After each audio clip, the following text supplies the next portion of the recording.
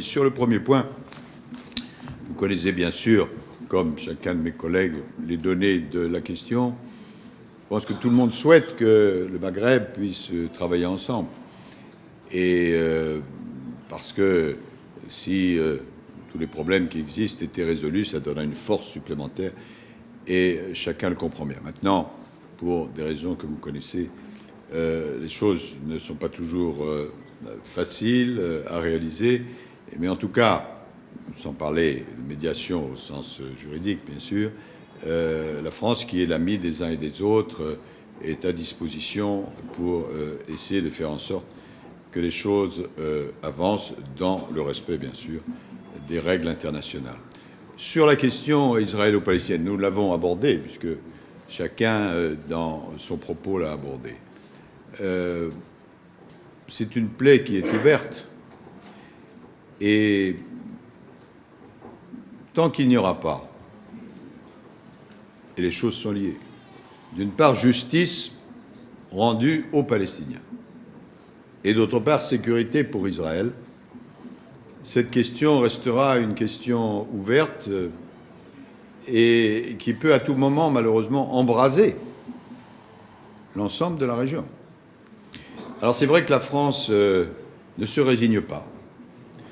Nous avons fait, il y a quelques semaines de cela, des propositions, lors d'une tournée d'ailleurs que j'avais faite dans la région.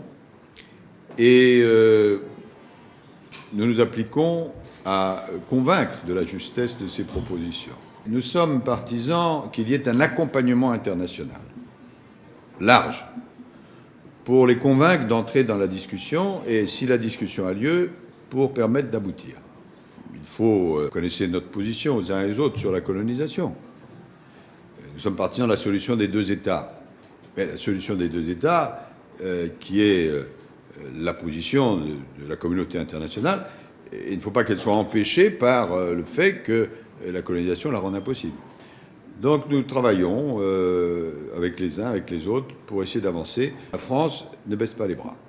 Je voudrais témoigner de l'engagement de la France. L'initiative arabe,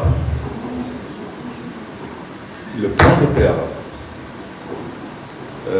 qui a été salué par la communauté internationale et soutenu par la communauté internationale, n'a pas naturellement eu l'engagement nécessaire de la part d'Israël pour avancer vers la solution.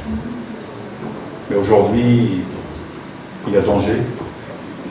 On est en train de parler d'une troisième intifada. Une troisième intifada veut dire beaucoup de choses pour la sécurité de la région et pour la dégradation de la situation.